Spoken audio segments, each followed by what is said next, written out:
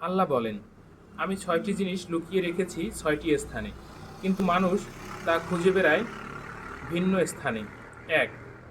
আল্লাহ বলেন, আমি দিন ইসলামকে রেখেছি ক্ষুধা দারিদ্রতা ও ধৈর্যের মধ্যে, কিন্তু মানুষ তা খোঁজে উদারপূর্তি ও দুনিয়ার সচ্ছলতার মধ্যে। ২। আল্লাহ বলেন, আমি সম্মান রেখেছি শেষ রাতের ইবাদতে, কিন্তু মানুষ খোঁজে শাসক ও ক্ষমতা বানের সহচার্যে। ৩। আমি সুখ স্বাচ্ছন্দ্য রেখেছি জান্নাতে, কিন্তু মানুষ খোঁজে দুনিয়াতে। ৪।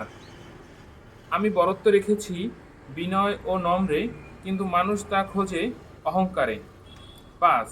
আল্লাহ বলেন, আমি ধনী হওয়া রেখেছি অল্প সন্তুষ্টতে, কিন্তু মানুষ তা খোঁজে লোভ লালসার মধ্যে।